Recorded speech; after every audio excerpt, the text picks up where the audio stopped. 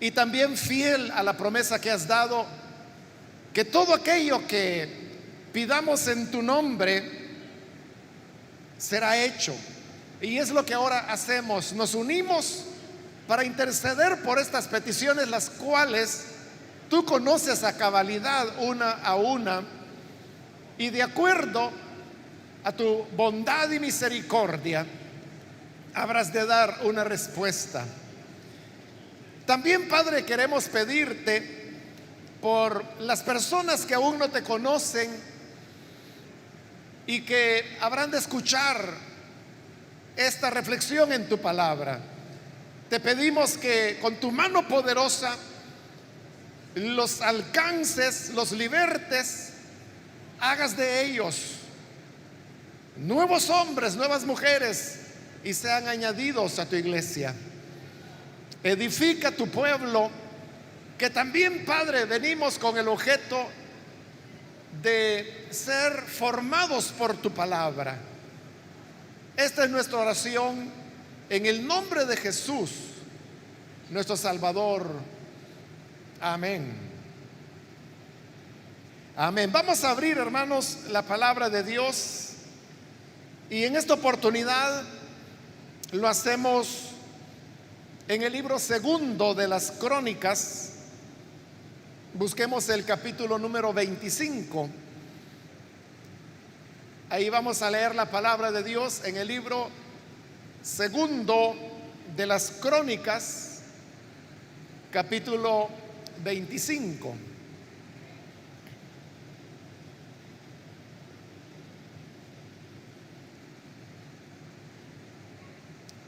La palabra de Dios nos dice en el libro segundo de las Crónicas, capítulo 25 y versículo 19.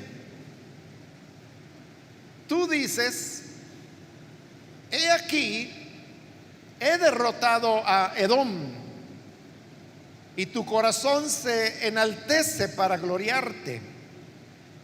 Quédate ahora en tu casa.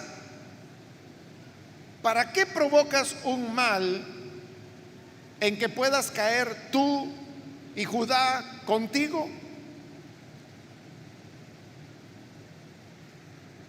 Amén. Solo eso leemos. Hermanos, pueden tomar sus asientos.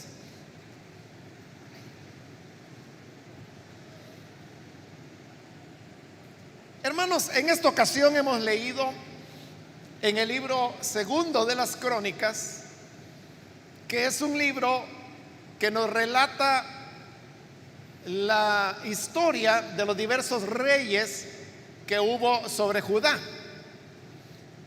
Recordemos que a la muerte del rey Salomón, lo que era todo el territorio de Israel fue dividido en dos partes.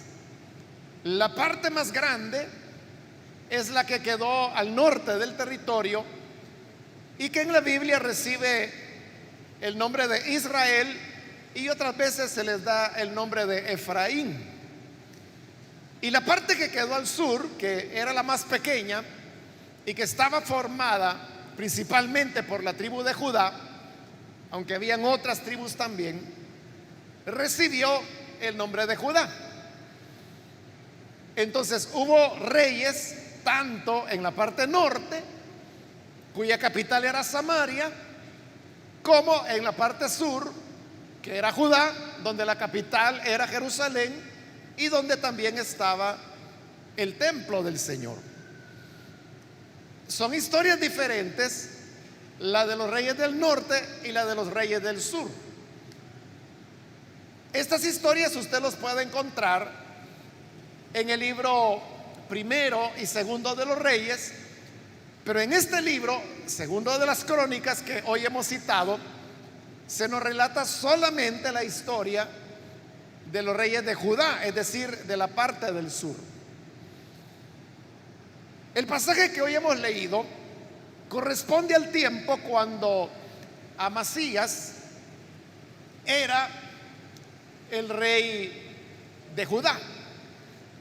Él comenzó a reinar muy joven, solamente tenía 25 años, porque sucede que Su padre, que había sido el anterior rey, había sido asesinado por algunos hombres perversos, y así es como él, siendo muy joven, comienza a reinar. Cuando él comienza a reinar, entonces él tenía buenas intenciones, digamos, para con Judá, y comenzó muy bien porque comenzó buscando a Dios, haciendo lo que al Señor le agradaba. Pero posteriormente él tuvo la intención de recuperar las tierras que en reinados anteriores les habían sido arrebatadas por los edomitas, quienes les habían invadido varias veces y les habían quitado territorio. Entonces Amasías tomó la decisión de ir a hacer la guerra y reconquistar estas tierras. Lo primero que hizo fue levantar un censo en Israel, e hizo tal como Moisés lo había dicho, que había que contar a los hombres de 20 años para arriba. Ellos eran los que podían prestar servicio militar. Cuando se hace el censo, resulta que había 300,000 hombres que estaban en disposición de ir a la guerra. Y esa cantidad de soldados, 300,000, era, hermanos, una cantidad grande para lo que era Judá, que era pues un territorio muy pequeño. En otras ocasiones, Judá había llegado a alcanzar más o menos esa cantidad de soldados, pero no era común que los tuvieran. Era algo que ocurría muy pocas veces. Pero cuando esto sucede, es cuando el corazón de Amasías comienza a cambiar. Porque el hecho de tener 300,000 soldados le daba la posibilidad de contar con un ejército muy poderoso. Y de alguna manera eso le desarrolló una confianza humana. Es decir, él comenzó a creer y descansar en que el ejército que tenía lo iba a sacar adelante. Es decir, ya no era tanto una cuestión de dependencia de Dios, sino que más en la cantidad de soldados que tenía. Sin embargo, él quería asegurar la victoria, y para asegurarla, él juntó 100 talentos de oro, lo cual era una cantidad grande de dinero. Y entonces este dinero se lo envió al rey de Israel para contratar de él otros 100,000 soldados que se sumaran a su ejército. El rey de Israel aceptó porque recibió todo ese dinero y le envió los 100,000 soldados para reforzar al ejército de Judá. Pero cuando esto ocurre, hay un profeta de Dios, un varón de Dios, que llega delante del rey Amasías, y él traía un mensaje de Dios. Y el mensaje decía: mira, no vayas a pelear con estos 100,000 soldados que el rey de Israel ha enviado, porque el Señor no está con ellos. Y si tú vas con estos 100,000 soldados, entonces serás derrotado. Porque para entonces el pueblo de Israel al norte ya se había desviado hacía mucho tiempo de los caminos del Señor. Entonces Amasías le preguntó al profeta: ¿y entonces qué voy a hacer con esos 100 talentos de oro que ya mandé a pagar? Y el varón de Dios le dijo: mira, déjalos que se pierdan, porque el Señor te puede dar mucho más. Pero le dijo algo más: en Dios está el poder o para ayudar o para derribar. Entonces lo que el profeta le estaba diciendo: si tú vas, aunque con esos 100,000 sumas 400,000 soldados, te van a derrotar, porque así como el Señor puede dar la victoria, te puede derrotar también.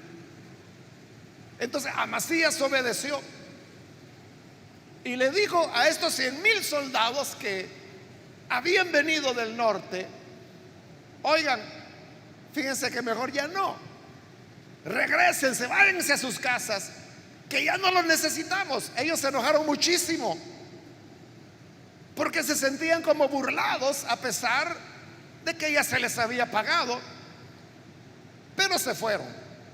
Entonces Amasías va solamente con el ejército que tenía, ataca a Edom y les produce una derrota tremenda. En la batalla lograron terminar con 10,000 edomitas, pero capturaron a otros 10,000, a los cuales habrían de ejecutar posteriormente. Entonces Amasías había obtenido la victoria, y la había obtenido sin ayuda del rey de Israel. Es decir, la palabra de Dios se había cumplido cuando el varón de Dios le dijo: en Dios está dar la victoria o dar la derrota. Y era evidente que Dios le había dado la victoria, porque había vencido a Edom. Pero aquí viene el gran error de Amasías, y es que, habiendo derrotado a los edomitas, comete la locura que agarra los dioses de Edom, los ídolos a los cuales ellos adoraban, y se los trae para Jerusalén para adorarlos él. Entonces note, ¿por qué él está actuando así? Es porque su corazón se ha llenado de orgullo. Si ya antes había comenzado a ponerse orgulloso por la cantidad de soldados que tenía, hoy lo está mucho más por la gran victoria que Dios le ha dado. Pero el varón de Dios le había dicho que la victoria viene del Señor, Él es el que la da, o Él es el que da la derrota. Pero le había dado la victoria, y en lugar de agradecer a Dios por eso, quizás él pensó que era por su fuerza, por su ejército, por su conducción militar, y porque había derrotado a Edom. Su orgullo creció mucho más, y por eso toma los ídolos, los dioses de los edomitas, y se los trae a Jerusalén. Pero cuando llega a Jerusalén, Dios le envía a otro profeta, y este profeta le dice: mira, el Señor pregunta que ¿por qué traes los dioses de los edomitas? ¿No te das cuenta que estos dioses son los que no los pudieron defender a ellos? Por eso los derrotaste, porque estos dioses no sirven, no pudieron hacer nada por Edom. Entonces, ¿para qué los traes tú, si tú tienes el Dios que te dio la victoria? Lo que le estaba diciendo este profeta de Dios era muy cierto. O sea, eso es de sentido común. Si Edom había sido derrotado, es porque sus dioses no existían, eran falsos, eran un fraude. Habían demostrado que no son Dios en verdad, y aún así Amasías se los trae para adorarlos en Jerusalén. Pero como Amasías se ha llenado de orgullo, entonces le responde pesadamente al profeta y le dice: ¿quién te ha puesto a ti por consejero del rey? Déjate de eso, o ¿por qué quieres que te mate? Esa fue la respuesta que le dio. ¿Y a ti quién te preguntó? ¿Quién te está pidiendo opiniones? ¿Quién te ha nombrado consejero del rey para que me vengas a decir qué hacer? ¿O quieres que te mate? Y el profeta simplemente le dijo: yo sé que Dios ha decretado destruirte porque has hecho esto y no obedeciste mi consejo. Es decir, que la palabra que Dios da es una palabra que tiene que ser guardada, es una palabra que debe ser obedecida, no es una palabra que deba ser desafiada como Amasías lo estaba haciendo ahora. Amasías lo estaba quebrantando totalmente la palabra de Dios porque estaba lleno de orgullo. Y como estaba lleno de orgullo, entonces decide pelear otra vez, ir a la guerra, solo que ahora contra el ejército de Israel. En Israel, en esa época, el rey se llamaba Joás. Y entonces Amasías le mandó a decir que le declaraba la guerra. Cuando el rey de Israel recibe la declaratoria de guerra de Amasías, recuerde que era un territorio mucho más grande, con más población. Entonces le manda a decir a Amasías lo que hoy leímos en el versículo: he aquí, tú dices, he derrotado a Edom, y tu corazón se enaltece para gloriarte. Quédate ahora en tu casa. ¿Para qué provocas un mal en que puedas caer tú y Judá contigo? Joás, hermano, era, como le digo, el rey del norte, que no estaban bien delante de Dios. Pero lo que le está diciendo a Amasías es toda la verdad. Ahí está la clave de todo. Le está diciendo: como derrotaste a Edom, ahora tu corazón se enaltece para gloriarte.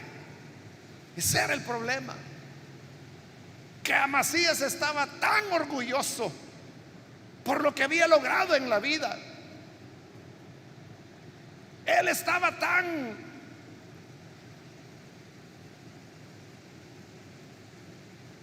lleno de vanidad que, como el rey le dijo: te estás enalteciendo, ten cuidado, porque tú no sabes con quién te estás metiendo. Tú eres el que hoy te sientes campeoncito y te sientes ser un victorioso, pero aquí te topaste con tu papá. Así que mejor quédate en tu casa. No andes con esto de declararme la guerra, sino que quédate ahora en tu casa, porque ¿para qué vas a provocar un mal en que puedas caer tú? Y eso no es todo, Judá también va a caer contigo. Realmente era un buen consejo el que le estaba dando el rey de Israel a Amasías.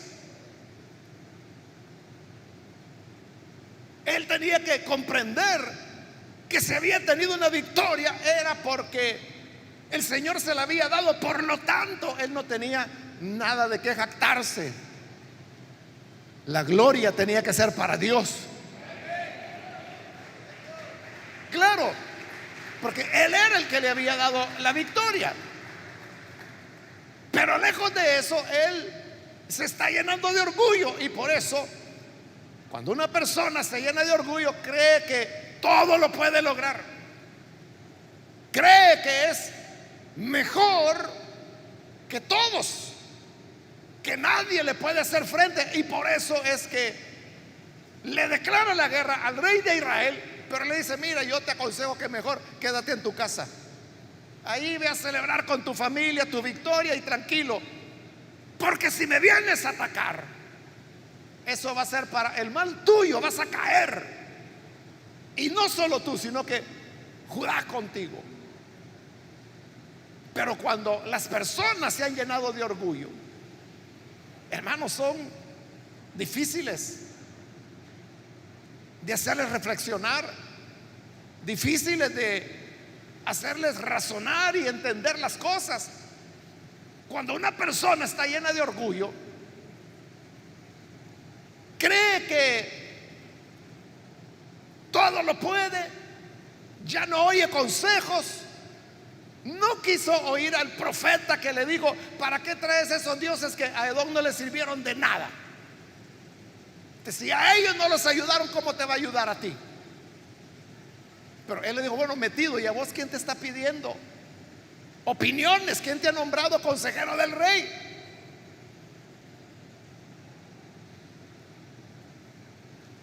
Le habló duramente al profeta de Dios. ¿O quieres que te mate? Ese es un corazón que está lleno de orgullo.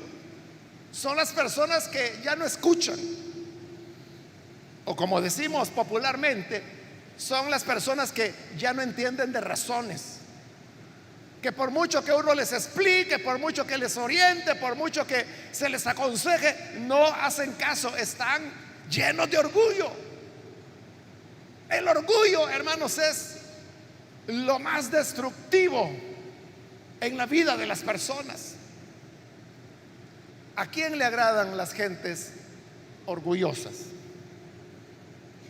¿A usted le agrada cuando tiene, por ejemplo, un compañero de trabajo que se cree que las sabe todas,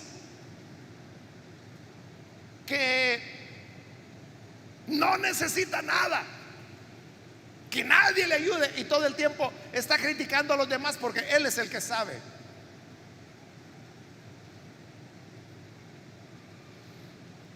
¿A quién le agrada tener un compañero de trabajo así? ¿O a quién le agrada tener un compañero de estudios que también cree que todo lo sabe y que lo que él dice es lo correcto y que así tienen que ser las cosas? Sobre todo ahora, cuando se les ha metido de que en todo lo que estudian quieren que los estudiantes estén haciendo trabajos de grupo. Pero ¿quién quiere tener en su grupo a ese orgulloso o a esa orgullosa que cree que tiene la razón todo el tiempo y que las cosas tienen que ser como él o como ella dice, y que si es así que no va a servir? ¿A quién le gusta trabajar con eso? A nadie nos agradan las gentes que son orgullosas, petulantes, creídas, como decimos. Pero si a nosotros los seres humanos no nos agradan, mucho más no le agradan al Señor. En la Biblia usted sabe que hay varios pasajes. En Proverbios, por ejemplo, dice que antes de la caída es el enaltecimiento. Todas las personas que se enaltecen terminan humilladas. En el Nuevo Testamento también la Escritura dice: Dios resiste al soberbio, pero le da gracia al humilde. El favor de Dios siempre es para la persona humilde. Y vea que hay algo interesante, hermanos, en la vida, y es que normalmente las personas que de verdad saben son los que menos se glorían de eso. Y el que no sabe es el que tiene que estar alegando que él sí puede, que yo conozco, que yo he leído tal cosa, que yo sé tal otra. Es el que todo el tiempo se está jactando. Porque el que de verdad sabe, en la medida que va aprendiendo, se va dando cuenta que el conocimiento es un océano inmenso. Y como lo dijo este antiguo filósofo, que mientras más conocía, él decía: yo solo sé que no sé nada. Pero cuando una persona cree saber, bueno, eso la misma Escritura lo dice, ¿no? que aquel que piensa que sabe aún no sabe nada como debería saberlo, dice la Biblia. Así es, cuando la persona se jacta, es que no sabe.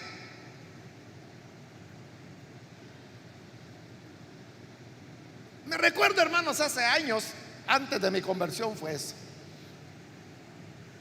Un día yo iba con un amigo, él era guitarrista, llevaba su guitarra.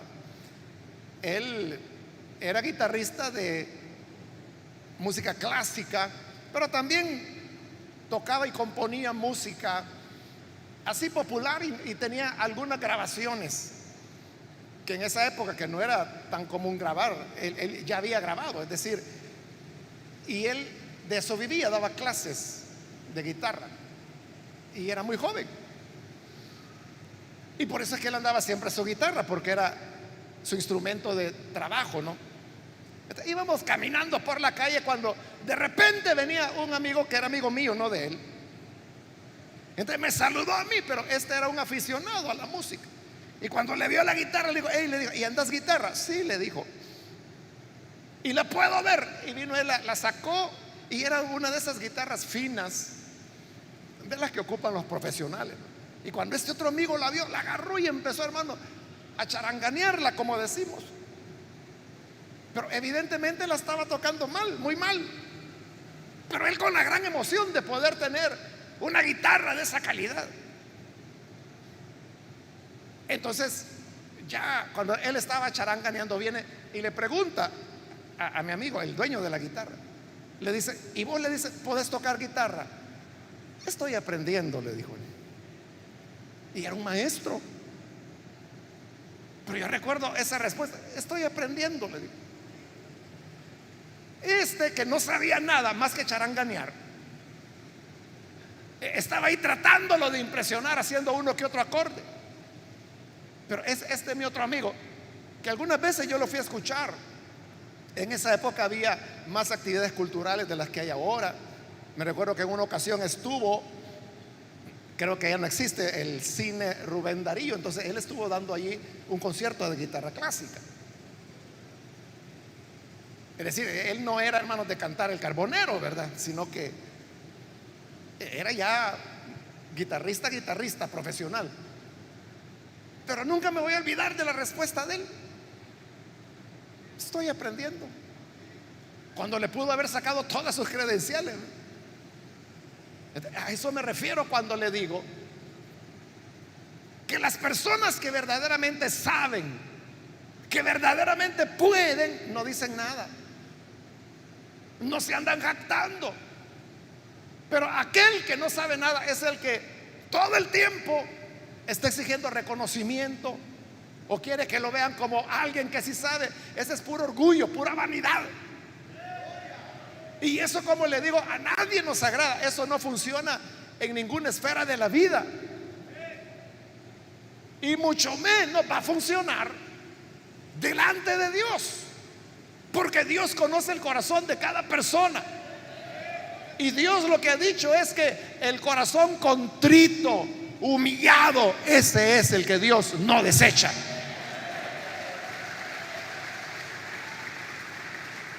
En cambio, al soberbio siempre lo va a resistir. Jesús contó aquella parábola cuando dijo que dos hombres fueron al templo a orar. Uno era fariseo, o sea, bien religioso, y el otro era cobrador de impuestos, lo que se consideraba lo más bajo de la época. El fariseo oraba con él mismo y decía: Señor, te doy gracias porque yo no soy ladrón, no soy adúltero, no soy mentiroso. Además, ayuno 2 veces por semana, entrego todos los diezmos de todo lo que tengo. Así que gracias te doy por ser tan bueno. Así oraba de verdad. Y el otro, que era el publicano, dijo el Señor que él ni quiso acercarse al templo, ni siquiera quería levantar su mirada para ver el edificio, porque sentía que no era digno de ver el templo del Señor. de manera que con su cabeza agachada se golpeaba en el pecho y decía: Dios, sé propicio a mí porque soy pecador. Lo que le estaba diciendo era: perdóname. Ahí tiene usted dos personas: el fariseo que se está jactando que ayunaba 2 veces por semana, y como siempre lo he dicho, nos gana a todos nosotros, ¿verdad? Porque ¿quién es el que ayuna aquí 2 veces por semana? Bajémoslo a la mitad. ¿Quiénes son los que hacen un ayuno todas las semanas aquí? ¿Ya vio? Pero él ayunaba 2 veces por semana. Daba los diezmos de todo. No mentía, no era adúltero, no era mal pensado. Era muy religioso. Pero eso es orgullo delante de Dios. Porque la persona, hermano, puede ser que no ha robado, que no ha matado, que no ha cometido adulterio. O sea, todo eso puede ser cierto. Pero aún así, siempre necesitamos de la gracia misericordiosa de Dios para que nos perdone. Así es. Porque no es por nuestros méritos, no es porque yo oro, yo ayuno, yo diezmo, que por eso Dios me va a recibir. No, sino que es porque tenemos una actitud humilde, dependiente de Él. Y por eso es que el pecador, el cobrador de impuestos, decía: perdóname porque soy un pecador. Y Jesús dijo: este regresó a su casa salvado, justificado, pero el otro no. Entonces el malo se salvó y el bueno se condenó. ¿Por qué? Por su orgullo. Eso es lo que pasó aquí con Amasías. Aunque el rey, el pagano, fíjese, el pagano le mandó a decir: mira, mejor quédate en tu casa. Estás enalteciéndote, te va a ir mal, y no solo a ti, lo peor es que vas a arrastrar a Judá contigo. Pero lo que le dije, el orgulloso ese no entiende, hermano. Ese es más sordo que una piedra. Entonces hizo la guerra. ¿Y qué pasó? El rey de Israel le dio, hermanos, una derrota contundente. Y no solo lo derrotó, sino que lo trajo con él. Llegó hasta Jerusalén. Y al llegar a Jerusalén, la ciudad tenía una muralla que la protegía alrededor. Entonces el rey de Israel destruyó 200 metros de esa muralla, la derribó totalmente. Es decir, Jerusalén quedó expuesta.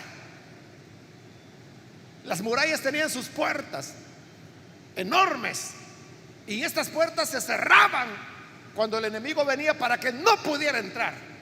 La idea era que no hubiera ni un espacio donde el enemigo pudiera entrar. Por eso es que el rey del norte derribó 200 metros de muralla, para que quedara no una puerta, para que quedara una carretera para quien quisiera entrar a Jerusalén. Y no solo eso, fue al templo del Señor y ahí se robó todo el tesoro de la casa de Dios. Y no solo eso, fue al palacio del rey Amasías y le robó todos los tesoros que él tenía. Y además de eso, se llevó a los jóvenes más brillantes, más apuestos, y se retiró, se lo llevó de esclavos a Israel. Entonces Amasías quedó pobre, con una muralla derribada, con el templo de Dios saqueado, con su riqueza personal también robada, y la humillación de haber sido derrotado.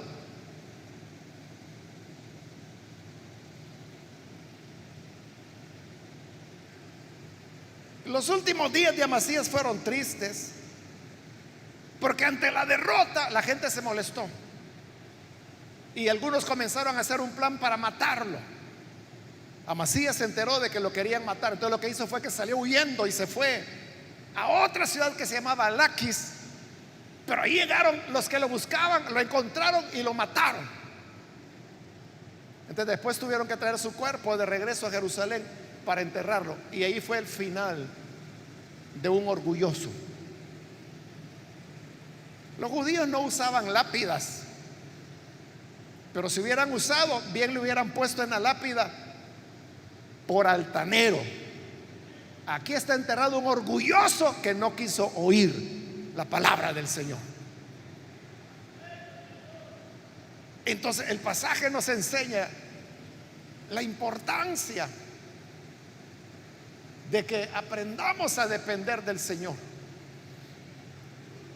Tú puedes tener los logros que quieras, los logros académicos, los logros económicos, los logros en negocios, los logros deportivos, los logros en el área que tú quieras sentirte fuerte. Pero si no aprendemos a ser humildes delante de Dios, nada le cuesta a Dios humillarnos. Y que nuestro final sea como el de Amasías, que después de haber estado en la gloria y de haber hecho la voluntad de Dios, termina en una triste tumba. Aquí quedó el orgulloso. Que Dios nos ayude y nos guarde para que todo el tiempo nosotros estemos dependiendo de Él. Vamos a cerrar nuestros ojos. Y antes de orar, hermanos, yo quiero hacer una invitación para las personas que todavía no han recibido al Señor Jesús como su Salvador. Pero al escuchar la palabra, si usted se da cuenta de cómo Dios lo que requiere de nosotros es humildad.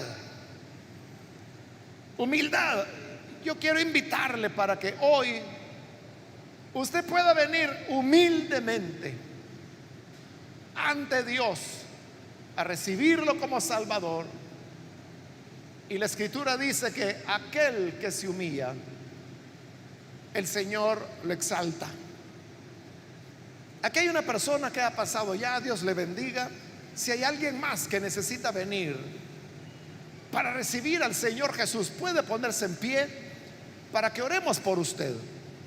Cualquier otro amigo o amiga que ha oído la palabra y hoy ha entendido la importancia de escuchar humildemente la palabra de Dios, venga para recibir al Hijo de Dios.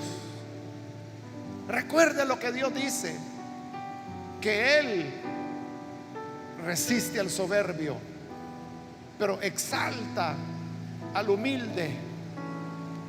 Eso es lo que necesitamos, que Dios nos exalte, porque si se trata de humillación, Dios sabe humillar, como lo hizo con Amasías. Muy bien, aquí hay otra persona, Dios la bendiga, bienvenida. Alguien más que necesita venir para recibir al Señor por primera vez, póngase en pie. Venga, queremos orar por usted. Hoy es un buen momento, un buen día para que reciba a Jesús.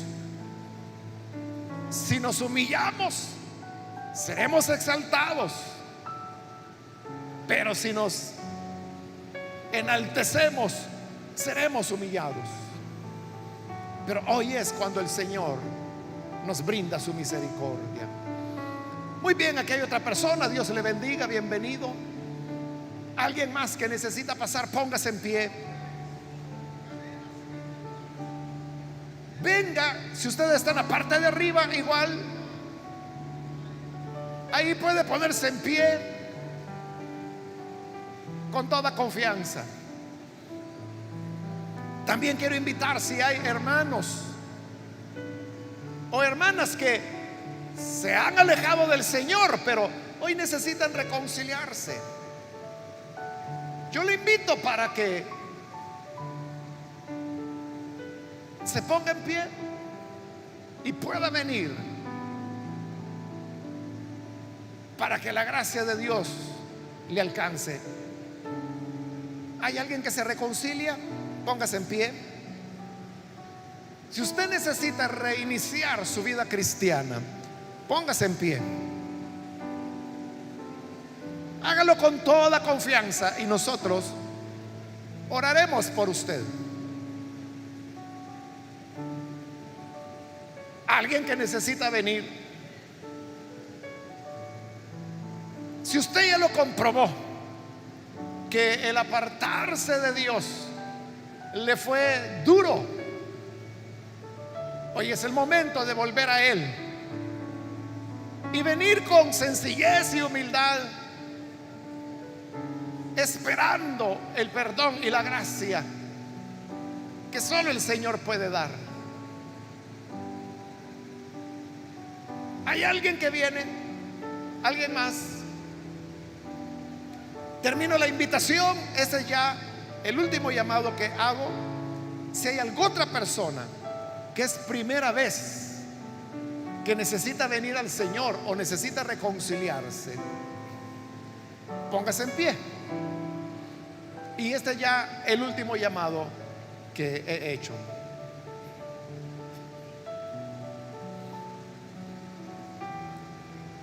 A usted que nos ve por televisión, por internet o escucha por radio, quiero invitarle para que se una con las personas que están aquí al frente y reciba también al Señor como Salvador. Ore con nosotros.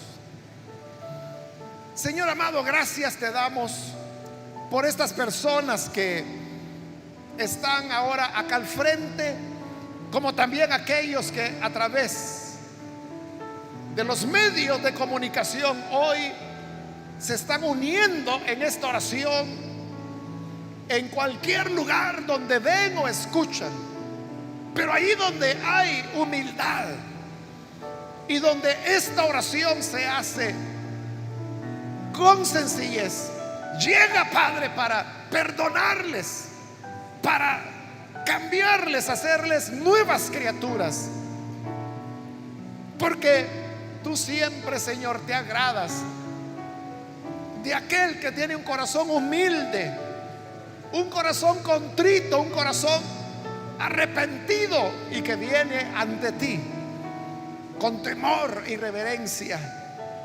A ellos exáltalos con tu salvación, perdónales, hazles nuevas criaturas, de tal manera, Señor, que puedan servirte y amarte cada día de sus vidas. Bendice, Padre, a cada persona.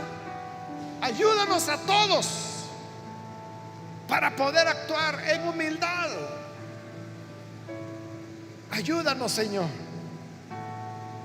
que podamos vivir en sencillez, sabiendo que tú das gracia al humilde, pero al altivo lo miras de lejos. Guárdanos del orgullo y ayúdanos para que nuestro corazón sea siempre sencillo delante de ti. En el nombre de Jesús nuestro Señor lo pedimos. Amén.